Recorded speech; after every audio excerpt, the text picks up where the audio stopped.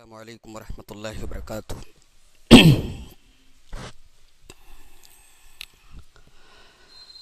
الحمد للہ نحمده ونستعینه ونستغفره ونعوذ باللہ من شرور انفسنا ومن سیئات اعمالنا من يهده الله فلا مضل له ومن يضلل فلا هادي له وأشهد أن لا إله إلا الله وحده لا شريك له وأشهد أن محمدا عبده ورسوله يا أيها الذين آمنوا اتقوا الله حق تقاته ولا تموتن إلا وأنتم مسلمون يا أيها الناس اتقوا ربكم الذي خلقكم من نفس واحدة وخلق منها زوجها وبث منهما رجالا كثيرا ونساء واتقوا الله الذي تساءلون به والأرحام إن الله كان عليكم رقيبا يا أيها الذين آمنوا اتقوا الله وقولوا قولا سديدا يصلح لكم أعمالكم ويغفر لكم ذنوبكم ومن يطع الله ورسوله فقد فاز فوزا عظيما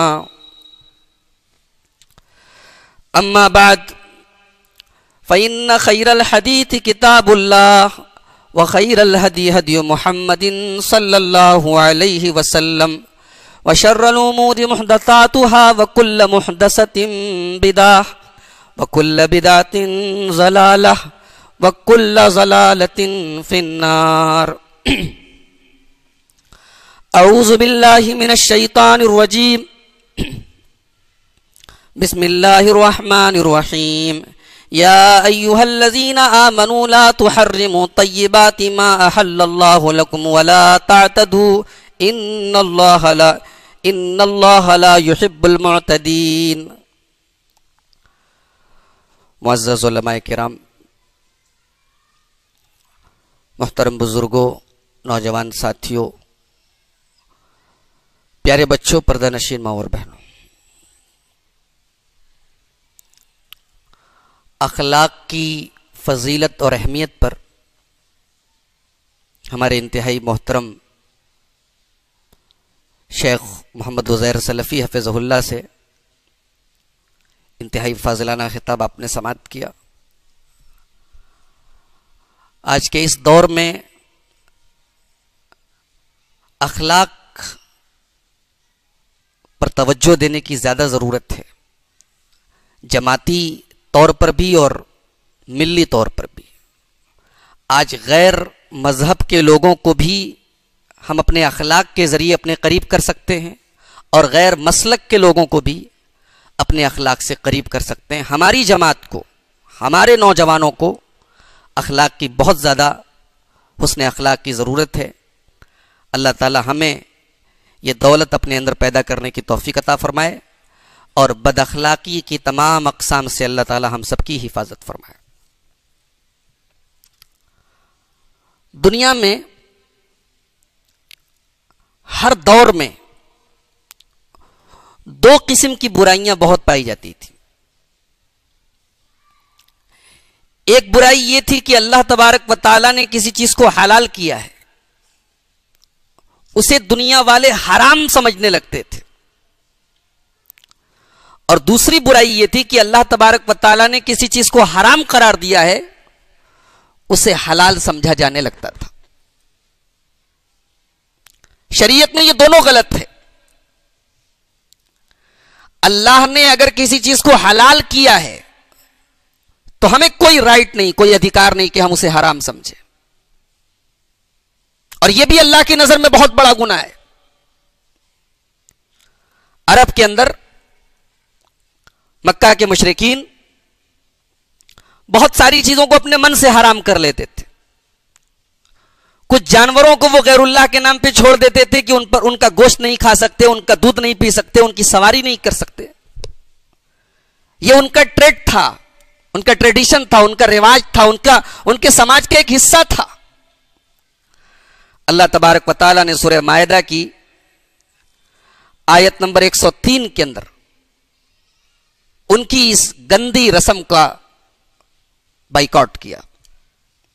اللہ نے فرمایا ما جعل اللہ من بحیرۃ ولا سائبۃ ولا وسیلۃ ولا حام ولكن الذين كفروا يفترون على الله الكذب واكثرهم لا يعقلون.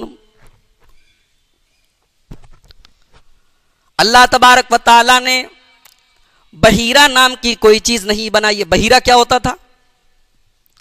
اونٹنی کے ناک کان چھید لیتے تھے اور اس اونٹنی کو اپنے بتوں کے نام پہ چھوڑ دیتے تھے کہ اس کا کوئی دودھ نہیں پی سکتا ہے. اس کو کہتے تھے بحیرہ. اللہ نے فرمایا کہ بحیرہ نام کی کوئی چیز نہیں ہے. ولا سائبہ، اور سائبہ نام کی کوئی چیز نہیں ہے. سائبہ کیا ہوتا تھا؟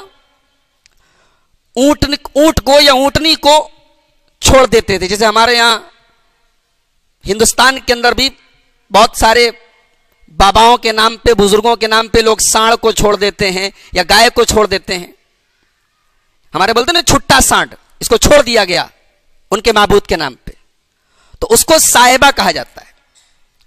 اور وسیلہ، وسیلہ سواد سے، سین سے نہیں، وسیلہ. وسیلہ کس کو کہتے تھے؟ اگر کوئی اونٹنی لگاتار 2 مادہ جانوروں کو جنم دے، جیسے کسی اونٹنی کے پیٹ سے اونٹنی پیدا ہوئی اور پھر اگلا بچہ بھی اونٹنی پیدا ہوئی، ڈبل اگر مادہ پیدا ہو جاتی تھی تو اس اونٹنی کو بھی وہ چھوڑ دیتے تھے اپنے بتوں کے نام پر کہ اس کو کھا نہیں سکتے، اس کو ذبح نہیں کر سکتے، اس کی سواری نہیں کر سکتے. اور اسی طریقے سے ولا حامن، ایک جانور ہوتا تھا جس کو حامی بولتے تھے. حامی کیا ہوتا تھا؟ وہ نر جانور ہوتا تھا جو اپنی مادہ سے ایک مخصوص تعداد میں ملاقات کرتا تھا. اگر کوئی نر جانور اپنی مادہ سے 10 بار یا 12 بار جفتی کر لے تو اس جانور کو بھی وہ غیر اللہ کے نام پہ چھوڑ دیتے تھے. اللہ نے ان تمام چیزوں کو حرام قرار دیا کہ یہ غلط ہے. تم کون ہوتے ہو کسی جانور کو چھوڑنے والے؟ ما جعل اللہ من بحیرۃ ولا سائبۃ ولا وسیلۃ ولا حام. یہ بحیرہ، یہ وسیلہ، یہ حام، یہ سائبہ، ان کی اللہ کے نزدیک کوئی حیثیت نہیں ہے. وَلَٰكِنَّ الَّذِينَ كَفَرُوا يَفْتَرُونَ عَلَى اللَّهِ الْكَذِبَ. یہ تو کافروں کا اللہ کے اوپر جھوٹ ہے. اللہ نے ان کو حرام نہیں قرار دیا ہے، ان کافروں نے اپنی مرضی سے اس کو حرام کر رکھا ہے. وَأَكْثَرُهُمْ لَا يَعْقِلُونَ. اور اللہ فرماتا ہے کہ یہ ان کی بے عقلی کی، ان کی بے وقوفی کی دلیل ہے. ہمارے بہت سارے بھائی ہیں گوشت نہیں کھاتے. ہو سکتا ہے کسی کی طبیعت نہیں راغب ہوتی، گوشت نہیں کھاتا ہے، وہ اس کو کوئی الرجی ہے، کوئی پرہیز ہے، وہ ایک الگ بات ہے. مگر اگر آپ گوشت سے اتنی نفرت کرتے ہیں کہ اس کو حرام سمجھتے ہیں تو یہ غلط ہے. اللہ کی حلال کردہ چیز کو حرام سمجھنے والے آپ کون ہوتے؟ ارے اللہ کے نبی صلی اللہ علیہ وسلم نے ایک مرتبہ اپنی بعض ازواج مطہرات کے کہنے پر اپنے اوپر شہد کو حرام کر لیا. لمبا واقعہ ہے، میں اس ڈیٹیل میں نہیں جانا چاہتا. اللہ کے نبی نے اپنے اوپر شہد کو حرام کر لیا. اللہ نے قرآن میں آیت نازل کر دی، پوری سورہ نازل کر دی. یا ایھا النبی لم تحرم ما احل اللہ لک تبتغی مرضات ازواجک. اے میرے نبی، اے میرے حبیب، اللہ نے جس چیز کو حلال کیا ہے آپ حرام کرنے والے کون ہیں؟ اللہ اکبر. تو اللہ کی نظر میں یہ بہت بڑا گناہ ہے کہ اللہ نے کسی چیز کو حلال کیا ہم اسے حرام کریں. اسی لیے اللہ تبارک و تعالیٰ سورہ مائدہ کی آیت نمبر 87 میں، آیت نمبر 87 میں فرماتا ہے یا ایھا الذین آمنوا لا تحرموا طیبات ما احل اللہ لکم. اے ایمان والو، اللہ تبارک و تعالیٰ نے جو پاک چیزیں تمہارے لیے حلال کی ہیں تم ان کو حرام مت کرو. اللہ نے پاک کیا تو کھاؤ. تو حلال کو حرام سمجھنا یہ بھی بہت بڑا گناہ ہے. اور اللہ نے کسی چیز کو حرام کر دیا ہے اس کے قریب جانا بھی بہت بڑا گناہ ہے.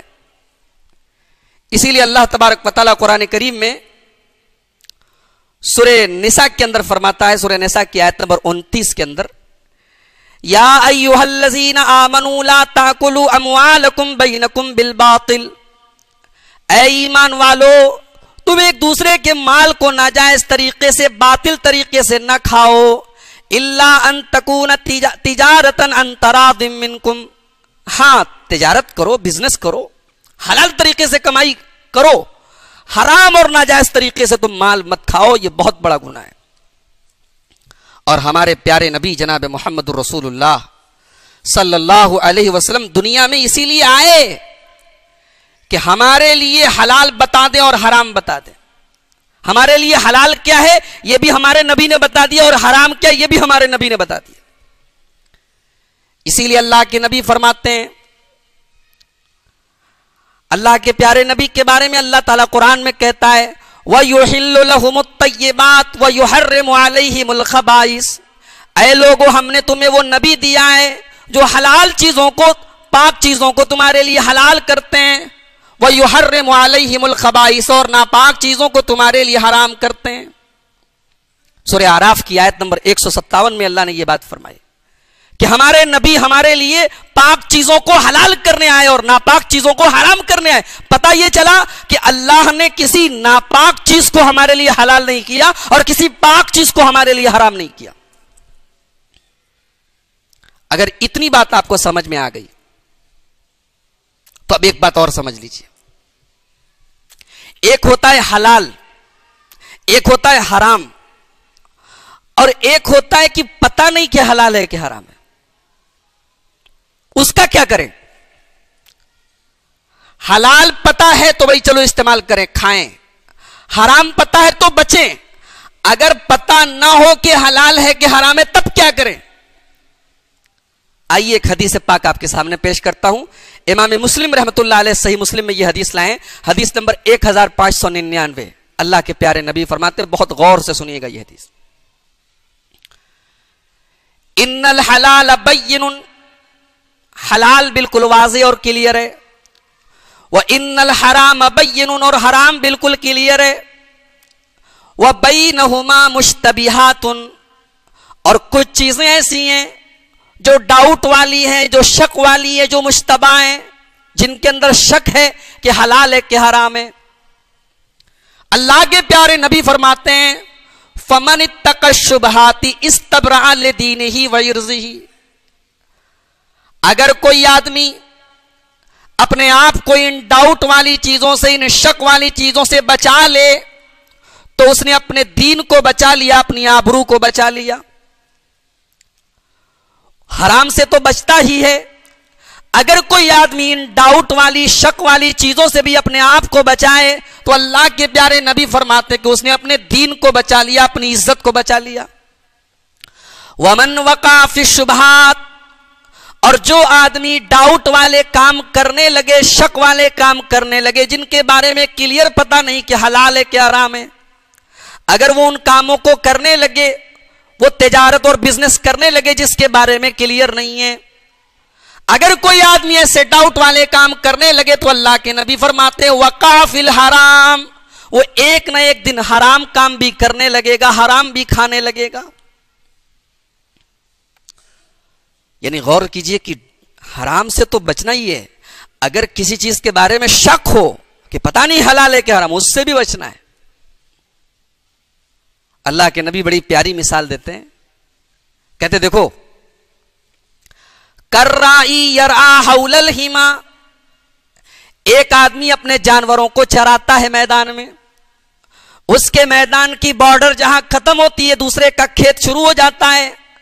اگر وہ اپنے میدان کی بارڈر کے پاس, اپنے میدان کی سرحد کے پاس اگر وہ اپنے جانوروں کو چرائے گا, اگر وہ بارڈر کے آس پاس چرائے گا, یوشک ان یرتع فیہ, تو ہو سکتا ہے کہ اس کا جانور بارڈر کراس کر کے دوسرے کے کھیت میں چلا جائے, دوسرے کی زمین پہ چلا جائے.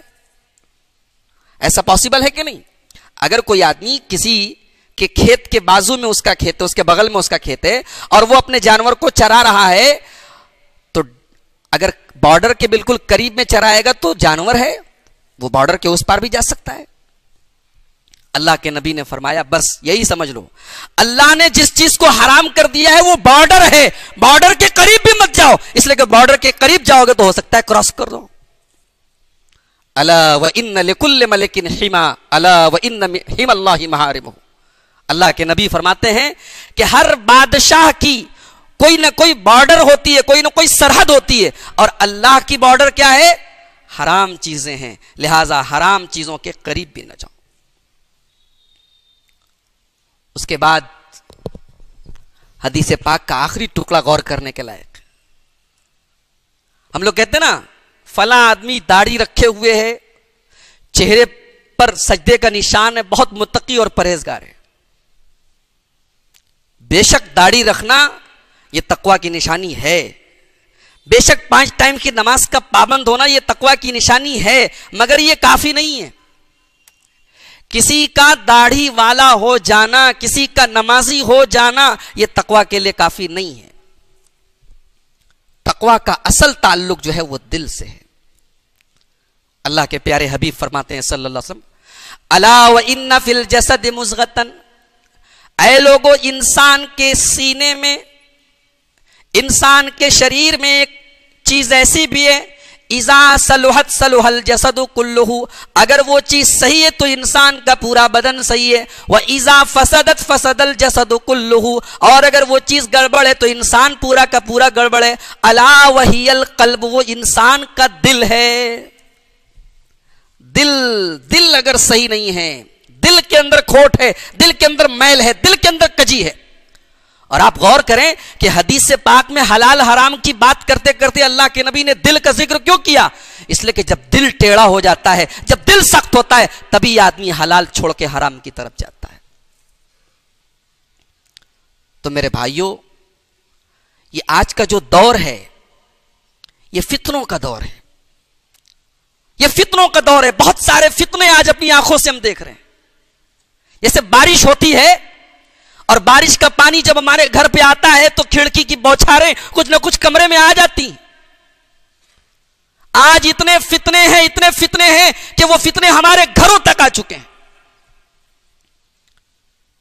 اسی لیے اللہ کے پیارے نبی صلی اللہ علیہ وسلم ایک مرتبہ مدینہ کے ایک پہاڑ پہ چڑھے تو آپ نے صحابہ سے فرمایا، انی لارا مواقع الفتن خلال بیوتکم کمواقع القطر، اے میرے صحابہ، جس طریقے سے آسمان سے بارش ہوتی ہے اور وہ بارش کے قطرے تمہارے گھروں کے اندر پہنچ جاتے ہیں، اے میرے صحابہ، میں اپنی آنکھوں سے دیکھ رہا ہوں کہ تمہارے گھروں کے اندر فتنے بھی برسیں گے، فتنے بھی پہنچیں گے۔ انہی فتنوں میں سے ایک بہت بڑا فتنہ ہے حرام کمائی کا فتنہ۔ آج کا وہ دور ہے جب آدمی کو اس کی فکر ہے کہ مال آئے، اس کی فکر نہیں ہے کہ وہ مال حلال ہے کہ حرام ہے۔ اللہ کے پیارے نبی صلی اللہ علیہ وسلم فرماتے ہیں، بخاری کی روایت ہے، لَيَأْتِيَنَّ عَلَى النَّاسِ زَمَانٌ لَا يُبَالِ الْمَرْءُ بِمَا أَخَذَ الْمَالَ أَمِنْ حَلَالٍ أَم مِّنْ حَرَامٍ۔ یہ بخاری کتاب البیوع کی روایت ہے، حدیث نمبر 2083۔ نبی اکرم نے فرمایا کہ ایک ایسا زمانہ آنے والا ہے جب لوگ اس بات کی پرواہ نہیں کریں گے کہ مال کہاں سے آ رہا ہے، حلال طریقے سے آ رہا ہے یا حرام طریقے سے آ رہا ہے۔ مال جمع کرنا، مالدار ہو جانا، امیر ہو جانا، پیسے والا ہو جانا، یہی دنیا کا سب سے بڑا ٹارگٹ اور مقصد ہو جائے گا۔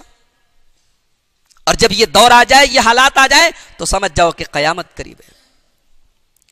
اسی لیے سنن نسائی کتاب البیوع کی ایک حدیث ہے، حدیث نمبر 4456، اللہ کے پیارے نبی صلی اللہ علیہ وسلم فرماتے ہیں، ان من اشراط الساعہ، قیامت کی ایک نشانی یہ بھی ہے، ان یفشو المال، کہ مال بہت پھیل جائے گا، ویکثر، مال بہت زیادہ ہو جائے گا۔ آپ نے کبھی غور کیا ہے؟ میں اپنے بچپن میں دیکھتا تھا کہ لوگوں کے گھر میں کھانا بنتا تھا، کبھی کبھی تو کچھ کھانا محلے کے غریبوں کے گھروں میں بھی بھیجا جاتا تھا۔ آج کی ڈیٹ میں آپ کھانا لے کے محلے میں گھوم جائیں، کوئی کھانا لینے والا نہیں ملے گا۔ مہنگائی بڑی ہے، مسائل بڑے ہیں، کاروباری معاملات مسائل بھی بڑے ہیں، مگر ہم کو اور آپ کو یہ بھی تسلیم کرنا پڑے گا کہ مال بھی بڑھا ہے، اور یہ جو مال بڑھ رہا ہے، دولت بڑھ رہی ہے، امیر اور زیادہ امیر ہو رہا ہے، یہ سلسلہ اور بڑھے گا۔ ان یفشو المال، اللہ کے پیارے نبی قیامت کی نشانی بتا رہے کہ مال پھیل جائے گا، ویکثر، اور بڑھ جائے گا۔ اور کیا ہوگا؟ وتفشو التجارہ، اور بزنس بہت پھیل جائے گا۔ پہلے بنارس میں چند لوگ ایسے تھے جو باہر کا کام کرتے تھے. آج ہر گلی میں، ہر محلے میں ہزاروں سینکڑوں کی تعداد میں لوگ ایسے ہیں جن کا باہر کا کام ہے. بڑی بڑی گدیاں ہیں، بڑی بڑی کوٹھیاں ہیں. یعنی آدمی کو آپ دیکھ کر اندازہ نہیں کر سکتے کہ اس کا بزنس اتنا پھیلا ہوگا. وَتَبْشُوَ التِّجَارَةُ، اور بزنس بہت پھیل جائے گا. وَيَظْهَرَ الْعِلْمُ، اور دنیا کی معلومات بہت ہو جائے گی. دین کے معاملے میں جاہل اور دنیا کے معاملے میں بہت آگے. کاروبار کے معاملے میں، دنیا کی نالج کے معاملے میں نمبر 1. اور دین کا عالم یہ ہے کہ ضروری چیزیں، بنیادی چیزیں، عقیدے کی چیزیں، نماز کے ضروری مسائل بھی معلوم نہیں. اور اللہ کے پیارے نبی فرماتے ہیں وَيَبِيعَ الرَّجُلُ الْبَيْعَ فَيَقُولُ لَا حَتَّى أَسْتَعْمِرَ تَاجِرَ بَنِي فُلَانٍ. کہہ رہے ہیں کہ بےایمانی اتنی زیادہ ہو جائے گی کہ آدمی لین دین کرنے کے پہلے کسی کے محلے میں لین دین کرے گا تو کہے گا نہیں پہلے میں فلاں سے مشورہ کر لوں گا تب لین دین کروں گا. اتنی بےایمانی پھیل جائے گی کہ آدمی بہت سوچ سمجھ کے کاروبار لین دین کرے گا. اور آخری چیز حدیث میں اللہ کے پیارے نبی نے فرمائی وَيُلْتَمَسَ فِي الْحَيِّ الْعَظِيمِ الْقَاتِبُ فَلَا يُوجَدُ. اور پورے محلے میں، پورے خاندان میں، پورے قبیلے میں اگر کسی کا لین دین ہو رہا ہو اور لکھنے والے کو تلاش کیا جا رہا ہو کہ ایمانداری کے ساتھ کوئی لکھا پڑھی کر دے، تو لکھا پڑھی کرنے والا، صحیح لکھا پڑھی کرنے والا ایماندار آدمی نہیں ملے گا. ایسا دور آ جائے گا، یہ قیامت کی نشانی ہوگی. اللہ کے پیارے نبی صلی اللہ علیہ وسلم نے اس کو بیان فرمایا. تو آج کا وہ دور ہے میرے بھائیوں، انسان حلال و حرام کی پرواہ نہیں کرتا ہے. حالانکہ آدمی جانتا نہیں ہے کہ حرام کھانا، حرام کا ایک لقمہ کھانا، یہ اپنے پیٹ میں جہنم کی آگ بھرنا ہے. غزوہ خیبر کا موقع ہے. ایک آدمی اللہ کے رسول کے ساتھ ہے، کہیں سے تیر آیا اور تیر اس کے پیٹ میں لگا اور آن دا اسپاٹ اس کا انتقال ہو گیا، مر گیا. صحابہ نے کہا کہ ہنیم بالشہادہ، ارے کتنا خوش نصیب ہے یہ آدمی، یہ تو اللہ کی راہ میں شہید ہو گیا. اللہ کے پیارے نبی نے فرمایا یہ شہید نہیں ہوا ہے، یہ آدمی جو تھا اس نے مال غنیمت سے چادر چورائی تھی.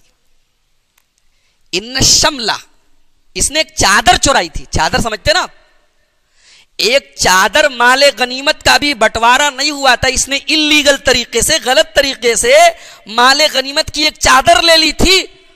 اور اے میرے صحابہ، میں دیکھ رہا ہوں لتشتعل علیہ نارا، کہ اس چادر کی وجہ سے اس کے اوپر جہنم کی آگ بھڑک رہی ہے. اللہ کے نبی نے فیصلہ کر دیا کہ یہ آدمی، اس نے حرام کی ایک چادر اوڑھ لی تھی تو اس کے اوپر میں جہنم کی آگ دیکھ رہا ہوں. اتنے میں ایک آدمی ڈرا گھبرایا آیا اور جوتے کا تلا لے کے آیا. جوتے کی جو سول ہوتی ہے، سول لے کے آیا اور کہا کہ اے اللہ کے نبی، یہ میں نے چپکے سے لے لیا تھا، اس کو آپ لے لیجئے. یہ مال غنیمت میں مجھے مل گئی تھی، جوتے کا تلا ہے، جوتے کا سول ہے، یہ میں نے لے لیا تھا. اللہ کے نبی نے فرمایا شراکان فی النار، شراکن فی النار، یہ جو تم نے جوتے کا تلا لیا تھا اگر تم نہ دیتے تو یہ جوتے کا تلا تم کو جہنم میں لے کے چلا جاتا. جوتے کا تلا کتنے کا آتا ہے؟ ایک جوتے کا تلا، ایک جوتے کا سول بھی اگر ناجائز طریقے سے کوئی لے رہا ہے، اللہ کے پیارے نبی صلی اللہ علیہ وسلم نے اس کو جہنم میں لے جانے کا سبب قرار دیا ہے. یہ صحیح بخاری کتاب المغازی کی حدیث ہے، حدیث نمبر 4234. سماج میں کوئی یتیم ہے، باپ مر گیا، یتیم ہے. ظاہر سی بات ہے کہ باپ بہت بڑا سہارا ہوتا ہے. باپ مر جائے بیٹے کا، بیٹا یتیم ہو جائے تو سماج میں اس کی حیثیت بہت کمزور ہو جاتی ہے. اس کا ڈیفنس کرنے والا، اس کا سہارا کوئی نہیں ہوتا. اسی لیے ہماری شریعت نے یتیم کا خیال رکھنے کا بڑا حکم دیا ہے. اور ہمارے پیارے نبی صلی اللہ علیہ وسلم جو خود یتیم تھے، پیدا ہوئے تو باپ کا سایہ نہیں تھا. 6 سال کی عمر میں ماں کا بھی انتقال ہو گیا. ہمارے نبی سے زیادہ یتیم کا درد سمجھنے والا کون ہو سکتا ہے؟ اللہ تعالیٰ نے قرآن کریم میں یتیم کا مال ہڑپنے والے کے بارے میں فرمایا کہ جو یتیم کا مال ہڑپے وہ اپنے پیٹ میں جہنم کی آگ بھر رہا ہے. اللہ نے فرمایا سورہ نساء کے اندر، سورہ نساء کی آیت نمبر 10 کے اندر فرمایا ان الذین یاکلون اموال الیتامی ظلما انما یاکلون فی بطونہم نارا وسیصلون سعیرا. جو لوگ یتیموں کا مال ناجائز طریقے سے کھاتے ہیں وہ اپنے پیٹ میں جہنم کی آگ بھر رہے ہیں. آپ دیکھیں کہ یتیم کا مال اگر کوئی ناجائز طریقے سے کھا رہا ہے اس کے اوپر بھی جہنم کی وعید سنائی گئی. ایک اور حدیث سن لیجئے. اللہ کے پیارے نبی جناب محمد رسول اللہ صلی اللہ علیہ وسلم نے 3 طریقے کی کمائی سے منع کیا. بخاری کی روایت کتاب البیوع کے اندر موجود ہے، حدیث نمبر 2237. حضرت ابو مسعود انصاری حدیث کے راوی ہیں، کہتے کہ اللہ کے نبی نے 3 طریقے کی کمائی سے منع کیا. ان ثمن الکلب، کتے کی کمائی سے، کتے کا کاروبار کرنا، کتے کا لین دین کرنا، کتے کو خریدنا، کتے کو بیچنا، اس سے منع کیا آپ نے. وہ مہر البغی کی، اور ویشیا عورت جو اپنا شریر بیچتی ہے، اپنا جسم بیچ کر کے کمائی کرتی ہے، اس کی کمائی کو بھی آپ نے حرام قرار دیا. وہ حلوان الکاہن، اور کاہن آدمی، جوتشی آدمی جو لوگوں کو بھوشیہ بتاتا ہے، فیوچر بتاتا ہے، ہاتھ کی ریکھائیں دیکھ کر مستقبل بتاتا ہے، اس طریقے کے تمام لوگوں کی کمائی سے اللہ کے پیارے نبی نے منع فرمایا. آپ دیکھیے کہ اللہ کے رسول کے زمانے میں جتنے حرام انکم کے سورسز تھے، جتنی حرام کمائیاں رائج تھی، اللہ کے پیارے نبی نے ایک ایک چیز کا نام لے کر کے بتایا کہ یہ حرام ہے. سود اور بیاج کا لین دین بہت ہوتا تھا اس زمانے میں. اللہ کے پیارے نبی صلی اللہ علیہ وسلم نے اپنے آخری خطبے میں، جس کو ہم خطبہ حجۃ الوداع کہتے ہیں، عرفات کے میدان میں آپ نے اس خطبے میں فرمایا کہ آج تک جتنے سودی لین دین، جتنے بیاج کے لین دین تم نے کیے، سب کو میں ختم کرتا ہوں. کسی کا اگر کسی کے ذمہ سودی قرضہ ہے، ختم. آج کے بعد کوئی کسی سے نہ سود لے گا نہ دے گا. اور یہ سود شریعت کی نظر میں کتنا بڑا گناہ قرار پایا. اگر آپ قرآن کریم میں سورہ بقرہ کی آیت نمبر 276 دیکھیے، اللہ فرماتا ہے الذین یاکلون الربا لا یقومون الا کما یقوم الذی یتخبطہ الشیطان من المس.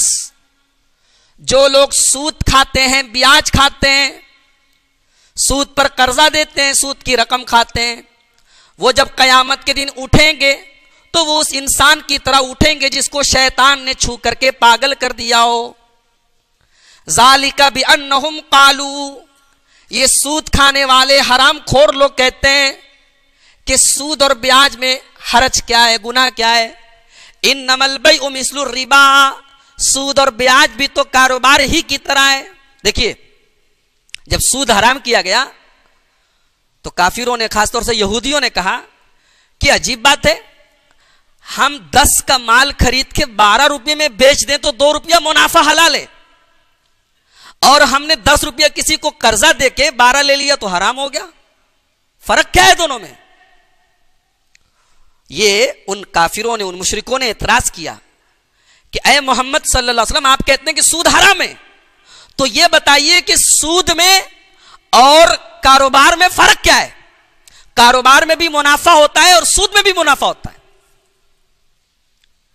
اب اللہ نے فرق کیا بتایا، کتنا پیارا فرق بتایا، ذرا غور کیجئے گا. اللہ نے ڈیٹیل نہیں بتائی کہ سود کیوں حرام ہے اور کاروبار کیوں حلال ہے. اللہ نے ایک بات کہی، ایک بات، وَيَمْحَقُ اللَّهُ الرِّبَا وَيُرْبِي الصَّدَقَاتِ وَأَحَلَّ اللَّهُ الْبَيْعَ وَحَرَّمَ الرِّبَا. اللہ نے کہا تم کہتے ہو کہ کاروبار میں اور سود میں فرق کیا ہے؟ ارے اس سے بڑا فرق کیا ہے کہ کاروبار حلال ہے اور سود حرام ہے. بھائی پانی ہے اور اس کے بغل میں پیشاب ہے تو لکوڈ وہ بھی ہے، لکوڈ وہ بھی ہے، لیکن ایک پاک ہے ایک ناپاک ہے. اب آپ کہیں کہ پانی تو دونوں ہے، تو پانی دونوں ہے لیکن ایک پاک اور ایک ناپاک ہے، لہذا دونوں برابر نہیں ہو سکتے. اللہ نے کاروبار کو حلال کیا ہے اور سود کو حرام کیا ہے، بس یہی فرق ہے، اور یہی فرق کافی ہے یہ بتانے کے لیے کہ سود مت کھاؤ۔ وَيَمْحَقُ اللَّهُ الرِّبَا وَيُرْبِي الصَّدَقَاتِ، اللہ تبارک و تعالی سود کو مٹاتا ہے۔ آج پوری دنیا میں مندی ہے، پوری دنیا آج کاروباری لحاظ سے پریشان ہے، پوری دنیا کی مارکیٹ تباہ ہے۔ کیوں؟ کیونکہ آج پوری دنیا کی اکانومی کی بنیاد جو ہے سود پر ہے۔ ہر آدمی سود کی بنیاد پر کام کر رہا ہے۔ ایسا بزنس بنا دیا گیا ہے کہ سود نہیں تو سود کا دھواں تو ہمارے گھر میں آ ہی رہا ہے، سود نہیں تو سود کا تھوڑا بہت اثر تو ہمارے گھر میں آ ہی رہا ہے۔ کون آدمی ہے جس کا بینک میں اکاؤنٹ نہیں ہے؟ کس کی پاس بک میں انٹرسٹ کی رقم نہیں آ رہی ہے؟ بتائیے کون آدمی ہے جو آج چیک کے کاروبار سے محفوظ ہے؟ پوری دنیا کی اکانومی کو آج ایسا بنا دیا گیا ہے کہ اس کی بنیاد انٹرسٹ پر ہو گئی ہے، اور یہی وجہ ہے کہ آج لوگ برباد ہیں، لاکھوں کما رہے، کروڑوں کما رہے، مگر سکون نہیں ہے۔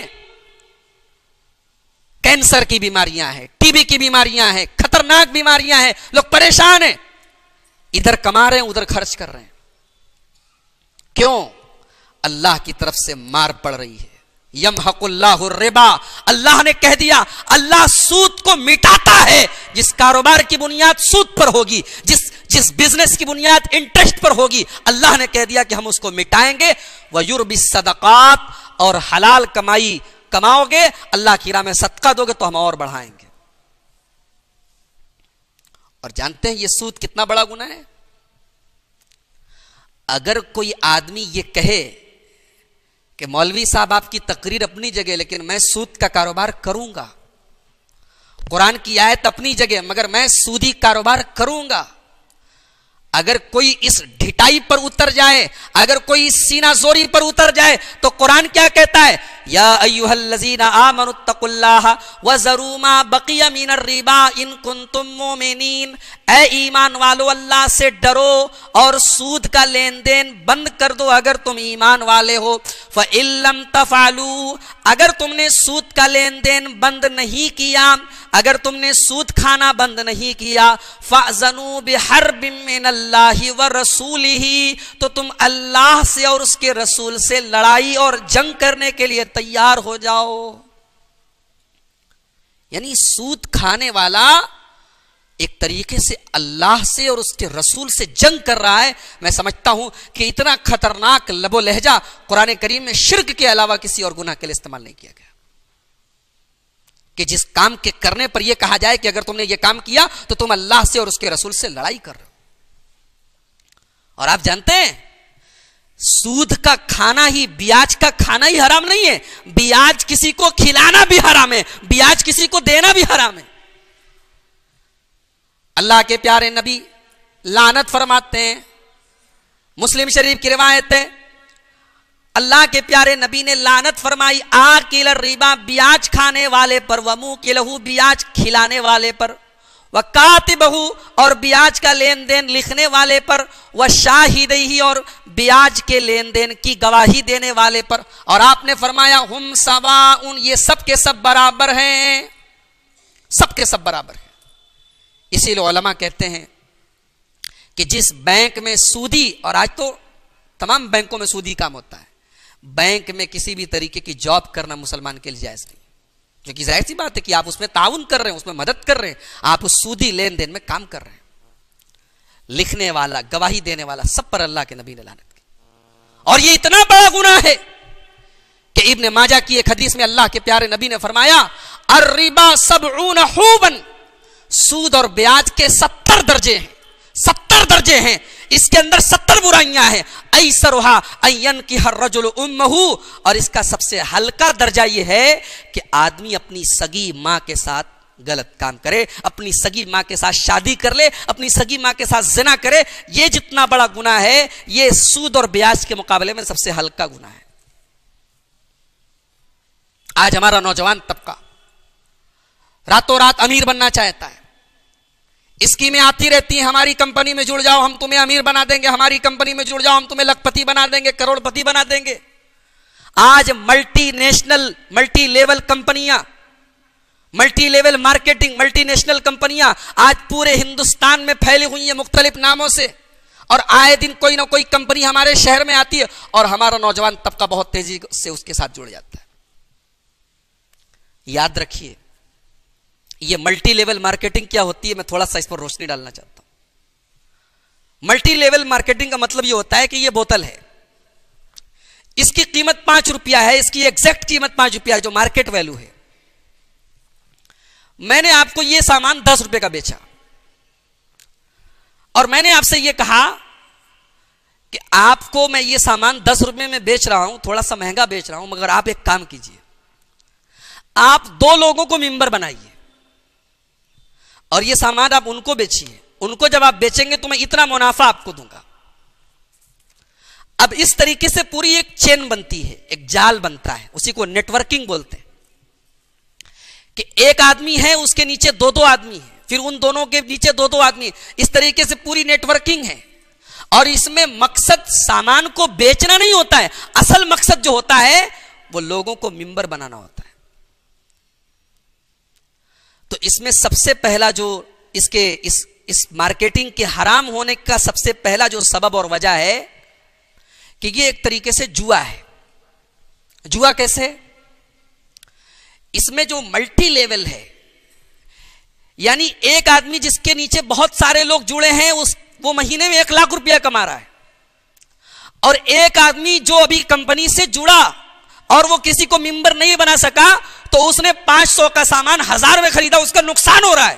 اگر کاروبار ہوتا تو ایسا نہ ہوتا کہ کسی کا سیم کاروبار میں سیم پروڈکٹ میں کسی کو کچھ نہیں مل رہا ہے اور کسی کو بہت کچھ مل رہا ہے۔ یہ تو جوا میں ہوتا ہے کہ ہم نے 10 روپیہ لگایا اور 1 لاکھ روپیہ کما لیا۔ کاروبار ہوتا تو اگر 12% منافع ہے، 15% منافع ہے تو سب کو منافع ملتا۔ یہ جو فرق ہو رہا ہے بہت زیادہ، کسی کا نقصان ہو رہا ہے اور کسی کا بہت زیادہ فائدہ ہو رہا ہے، پہلی چیز تو یہ اس کے حرام ہونے کی وجہ ہے۔ اور دوسری بات یہ، اس میں لرچی دکھا کے کرچی پھنسائی جاتی ہے۔ پہلے یہ کہا جاتا ہے کہ ارے بھائی آپ اس کمپنی میں جڑ جائیے، آپ کا بہت فائدہ ہوگا۔ اور اس طریقے کی کمپنیاں 90% کمپنیاں جو سامان دیتی ہیں اس اسٹینڈرڈ کا اور اس لیول کا سامان مارکیٹ میں ان سے کم قیمت پر ملتا ہے، مگر ہم زبردستی اپنا ممبر بنانے کے لیے لوگوں کو وہ سامان مہنگا بیچتے ہیں۔ حرام ہے یہ۔ شریعت کہتی ہے آپ کسی کو سامان اگر بیچیں تو صحیح قیمت جو مارکیٹ ویلو ہے اس قیمت پر بیچیں، اور آپ تمام ٹرم اینڈ کنڈیشن بتا کر کے بیچیں، کوئی چیز چھپا کر کے نہ بیچیں۔ ارے ہماری شریعت تو وہ شریعت ہے جو کہتی ہے اگر ڈی کا مال بیچ رہے ہو، اگر ڈیفیکٹیو مال بیچ رہے ہو تو بتا کے بیچو کہ یہ ڈیفیکٹیو ہے۔ اگر آپ نے ڈیفیکٹیو مال کو فریش مال کی قیمت میں بیچا ہے، آپ نے منافع تو کما لیا، مگر جس پارٹی نے آپ سے ڈیفیکٹیو مال فریش مال کی قیمت میں خریدا ہے، جب اس کو پتا چلے گا کہ آپ نے اس کو قیمت پوری لے کر کے ڈیفیکٹیو مال دیا ہے، وہ کمپنی کبھی آپ سے وہ پارٹی کبھی آپ سے کاروبار نہیں کرے گی۔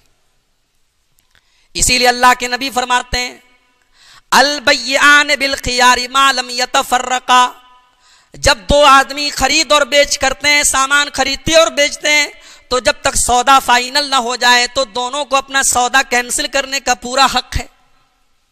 فَإِن صَدَقَا وَبَيَّنَا، اگر خریدنے والا بھی سچ بولے اور بیچنے والا بھی سچ بولے اور اپنے سامان کو صحیح طریقے سے بیچنے والا بتائے اور خریدنے والا بتائے، تو اللہ کے پیارے نبی فرماتے ہیں کہ ان کے کاروبار میں برکت پیدا ہوتی ہے۔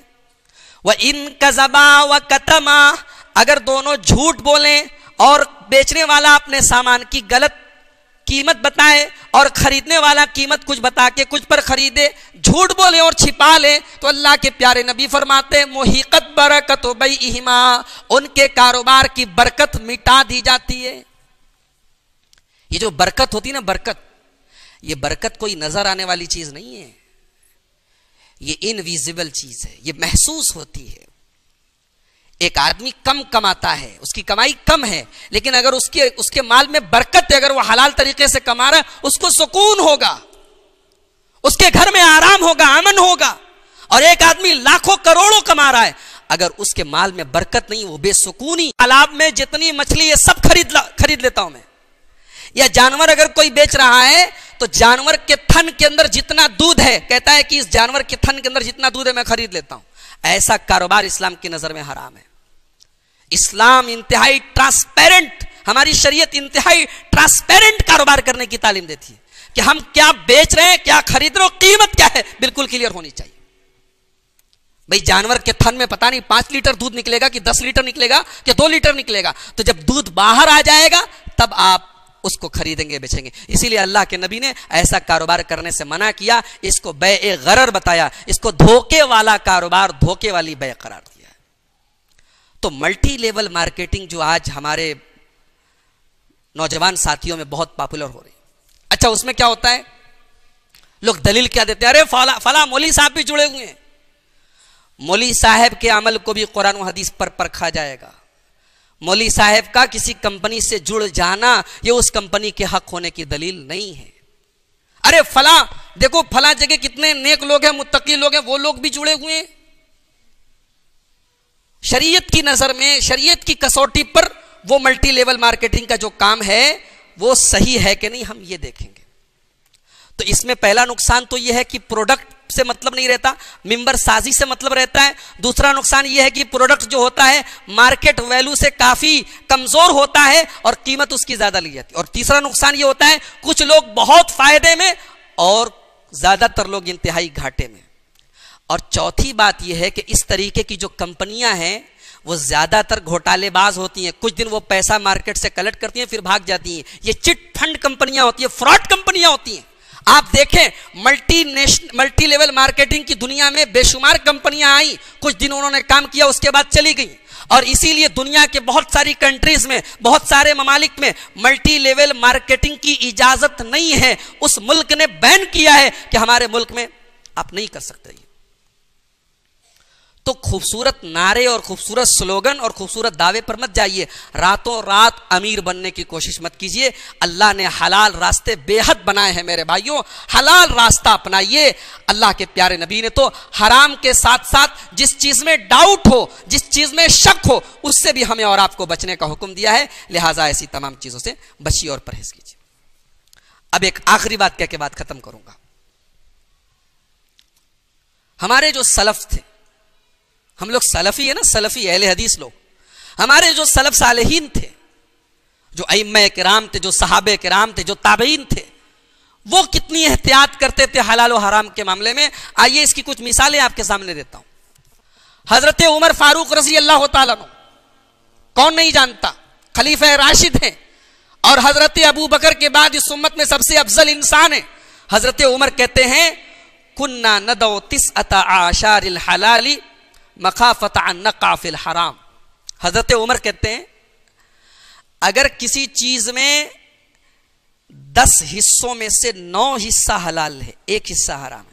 غور کیجئے گا، 9 حصہ کسی چیز میں حرام ہے، یا ایسے سمجھیے کہ 100 روپے میں 90 روپیہ حرام ہے اور 10 روپیہ حلال ہے، تو ہم اس 10 کے پیچھے بھی نہیں بھاگتے تھے کہ کہیں ہم حرام میں نہ پڑ جائیں.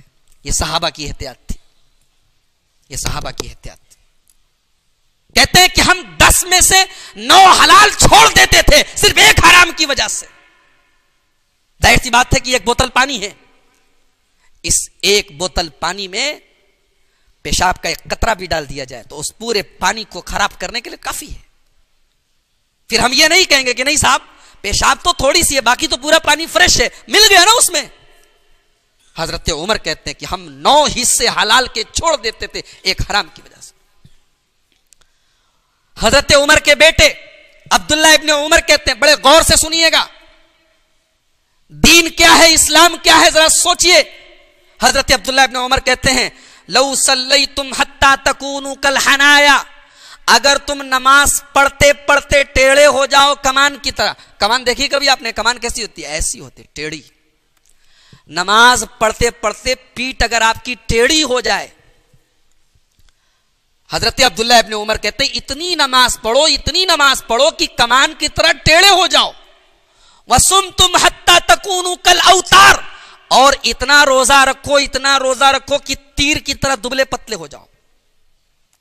اتنی نماز پڑھو کہ کمان کی طرح ٹیڑھے ہو جاؤ اور اتنا روزہ رکھو کہ تیر کی طرح دبلے پتلے ہو جاؤ. حضرت عبداللہ ابن عمر کہتے ہیں لم یقبل ذالک منکم الا بورع حاجز، جب تک تمہارے اندر حرام سے بچنے والی، حرام سے بچانے والی پرہیزگاری نہیں آئے گی، حرام سے بچنے کا جذبہ جب تک تمہارے اندر نہیں رہے گا، تب تک یہ اتنی نماز اور اتنا روزہ تمہارا قبول نہیں ہوگا. یہ عبداللہ ابن عمر کہتے ہیں.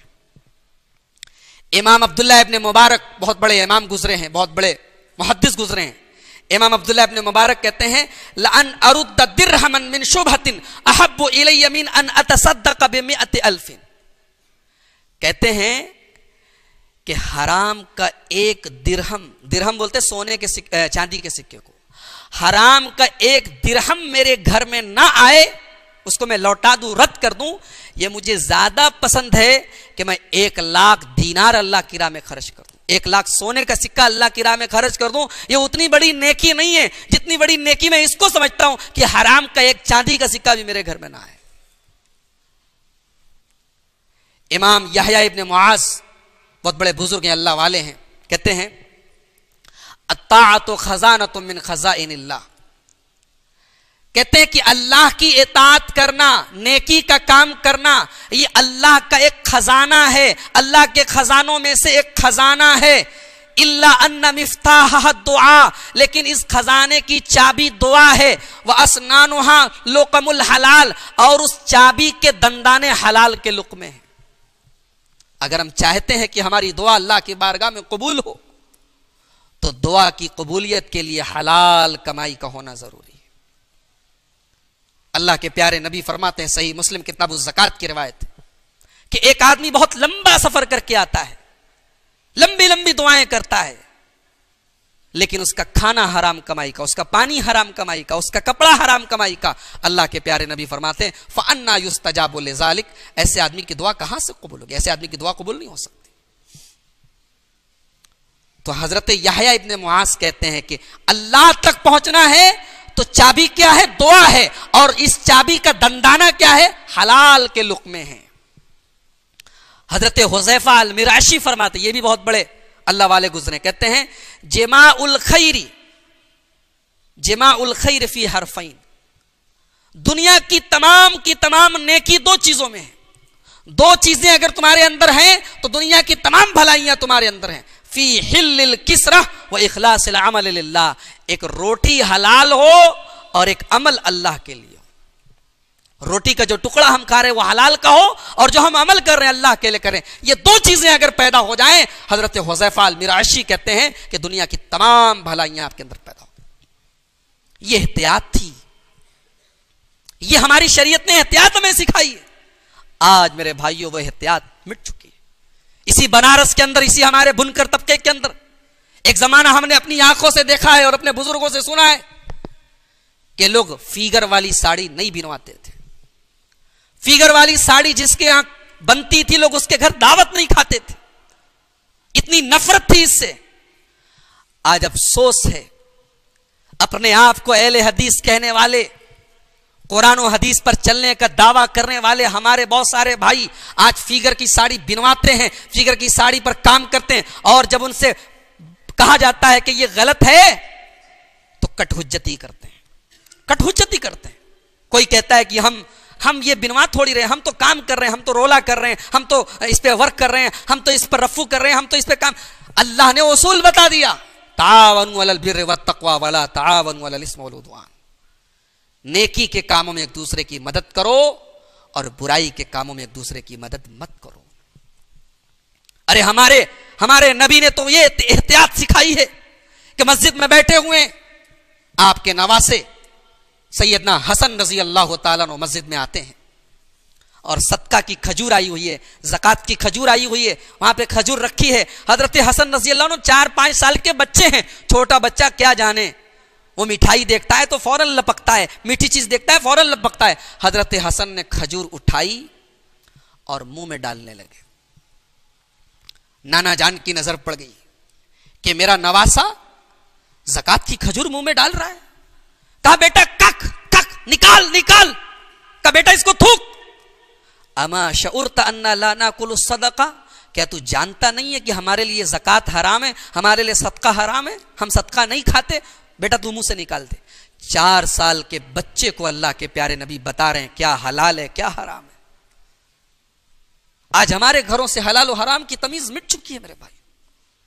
آج انسان, میں نے کتنے لوگوں کو دیکھا ہے کہ وہ یہ کہتے ہیں کہ ارے مندر کا بھی چڑھاوا ہو, مزار کا بھی تبرک ہو, اللہ کا نام لے کے سب کھا جاؤ. اچھا, اللہ کا نام لے کے سب کھا جاؤ؟ اللہ کا نام لے کے سور کھا جاؤ؟ کھائیں گے آپ؟ نہیں صاحب, ارے سور تو حرام ہے. تو جس طریقے سے سور حرام ہے, اسی طریقے سے وہ تمام چیزیں جس پر غیر اللہ کا نام لیا جائے, جس کو غیر اللہ کے نام پر جس کی منت مانی جائے, اور غیر اللہ میں وہ تمام لوگ آ گئے جو اللہ کے علاوہ ہیں. کسی مندر کا پرساد ہمارے لیے حرام ہے تو کسی مزار کا تبرک بھی ہمارے لیے حرام ہے. اللہ کا نام لینے سے وہ حلال نہیں ہو جائے گا میرے بھائی. یہ احتیاط آج ہمارے اندر سے مٹ رہی ہے. صحابہ کرام ایک ایک لقمہ اپنے پیٹ میں اتارنے کے لیے ایک ایک لقمہ 1000 بار سوچتے تھے. اسی لیے اللہ کے پیارے نبی صلی اللہ علیہ وسلم نے حضرت کعب ابن عجرہ سے کہا تھا کہ اے کعب ابن عجرہ, جس بدن کے اندر حرام کا گوشت پرورش پا رہا ہو, لا يدخل الجنت لحم نبت من سحت, اے کعب ابن عجرہ, جو گوشت حرام کی کمائی سے پرورش پائے وہ جنت میں نہیں جا سکتا ہے. النار اولا بہ, وہ جہنم کے لائق ہے, وہ جہنم کا حقدار ہے. بخاری شریف کی روایت ہے, حضرت ابوبکر صدیق رضی اللہ تعالیٰ عنہ کے پاس ان کا ایک غلام آیا,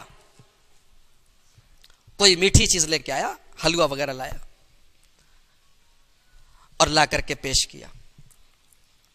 حضرت ابوبکر رضی اللہ تعالیٰ عنہ کھانے لگے. اس نے کہا کہ آپ کو پتا ہے یہ کہاں سے لایا ہوں میں؟ کہاں سے لایا ہوں؟ کہا کہ دور جاہلیت میں لوگوں کے ہاتھ کی ریکھائیں دیکھتا تھا, لوگوں کو بھوشیہ بتاتا تھا, مستقبل بتاتا تھا, تو مجھے کچھ آتا جاتا تو تھا نہیں, ایسے ہی میں جھوٹ بولتا تھا. آج ایک آدمی مل گیا اسی زمانے کا, تو اس نے مجھے یہ نذرانہ دیا ہے, وہی میں نے لا کے دیا ہے. حدیث کے الفاظ ہے, بخاری کی روایت ہے, فقاء کل شیء فی بطنی, حضرت ابوبکر صدیق نے جتنا کھایا تھا سب الٹی کر دیا, الٹ دیا, وومیٹنگ کر دی. یہ صحابہ کی احتیاط تھی, کیونکہ صحابہ نے اپنے نبی سے سیکھا تھا کہ حرام کا لقمہ پیٹ میں جائے گا, حرام کی کمائی جائے گی, حرام کی کمائی سے بدن پرورش پائے گا تو نہ نماز قبول ہوگی نہ دعا قبول ہوگی. میرے بھائیوں, ہمارے بہت سارے بھائی کہتے ہیں مولوی صاحب جب سب حرام ہے تو حلال کیا ہے؟ ایسا بھی سوال آتا ہے. ایسا بھی لوگوں نے کہا ہے کہ شریعت میں تو سب فائدے کی چیز حرام ہے, حلال کیا ہے؟ اگر آپ کو یہ لگتا ہے کہ شریعت میں تمام فائدے کی چیزیں حرام ہیں تو میں آپ سے کہنا چاہتا ہوں, ذرا آپ مجھے قرآن کی روشنی میں حلال چیزوں کی ایک لسٹ بنا کے دے دیجیے اور حرام چیزوں کی ایک لسٹ بنا کے دے دیجیے. اللہ کی قسم, اگر آپ قرآن اٹھائیں, اگر آپ نبی کی حدیثیں اٹھائیں تو حرام کی تو لسٹ ملے گی, حلال کی لسٹ نہیں ملے گی. حرام چند چیزیں, حلال بے شمار چیزیں. اللہ نے قرآن میں کہا کہ یہ چیزیں حرام ہیں, ان سے بچو, باقی سب کھاؤ. تو حرام لمیٹڈ ہے اور حلال ان لمیٹڈ ہے. اس لیے یہ کہنا کہ شریعت میں تمام فائدے کی چیزیں حرام کر دی گئی ہیں, یہ شریعت پر بہت بڑا بہتان ہے, یہ شریعت پر بہت بڑا الزام ہے. اصل میں شیطان جو ہے نا, وہ ہمارے دل اور دماغ میں حرام چیزوں کو مزین کر کے پیش کرتا ہے. اب یہ بوتل ہے, اس بوتل کے اندر اگر گندا پانی اچھی پیکنگ کر کے ہمیں دیا جائے تو ہمیں کیا پتا کہ پانی گندا ہے. جب تک ہم اس بوتل کو کھول کے پیئیں گے نہیں اور اس کی بدبو ہمیں محسوس نہیں ہوگی, تب تک ہم فیصلہ نہیں کر سکتے کہ پانی جو ہے گندا ہے کہ صحیح ہے. تو شیطان پیکنگ بہت اچھی کرتا ہے. شیطان نے تمام بری چیزوں کو ایسا مزین کر کے اور پیکنگ کر کے ہمارے سامنے پیش کر دیا ہے کہ ہمیں وہ چیزیں اچھی لگنے لگی. مگر میں پھر وہی بات کہوں گا جو اللہ نے سورہ اعراف کی آیت نمبر 157 میں بیان فرمائے کہ ہماری شریعت وہ شریعت ہے کہ تمام پاک چیزیں حلال ہیں اور تمام کی تمام ناپاک چیزیں حرام ہیں. وَيُحِلُّ لَهُمُ الطَّيِّبَاتِ وَيُحَرِّمُ عَلَيْهِمُ الْخَبَائِثَ. اللہ نے ہمیں وہ نبی دیا ہے، وہ رسول دیا ہے جو پاک چیزوں کو ہمارے لیے حلال کرتے ہیں اور جو ناپاک چیزوں کو ہمارے لیے حرام کرتے ہیں. اللہ سے دعا ہے اللہ تعالی ہم سب کو حرام کمائی کے قریب بھی جانے سے ہم سب کی حفاظت فرمائے. اللہ ہمیں رزق حلال کی توفیق نصیب فرمائے. اللہ ہمارے کاروبار میں، ہماری روزی روٹیوں میں برکتیں نصیب فرمائے. اللہ ہمیں اپنے در کا بھکاری بنائے، کسی اور کے در کا بھکاری نہ بنائے. اللہ ہمیں اتنا حلال دے دے کہ ہم حرام سے بے نیاز ہو جائیں. اللہ ہمیں اتنا حلال دے دے کہ ہم حرام سے بے نیاز ہو جائیں. رب العالمین ہمارے جان و مال کی، ہمارے عزت و آبرو کی حفاظت فرمائے. اللہ ہمارے ملک کے امن اور چین اور سکون کی حفاظت فرمائے. اللہ ہمارے ملک کے امن اور چین کو، سکون کو جو لوگ ختم کرنا چاہتے ہیں، ایسے لوگوں کو اللہ ناکام کر دے، ان کی کوششوں کو ناکام کر دے. اللہ ہماری مسجدوں کی، ہماری عبادت گاہوں کی، ہمارے دینی اداروں کی، ہمارے علماء کی، ہمارے دعات کی اور تمام اہل ایمان کی حفاظت فرمائے. اللہ جب تک ہمیں دنیا میں زندہ رکھے اسلام پر زندہ رکھے اور خاتمہ ہمارا ایمان پر ہو. آمین. وآخر دعوانا ان الحمد للہ رب العالمین. والسلام علیکم ورحمۃ اللہ وبرکاتہ.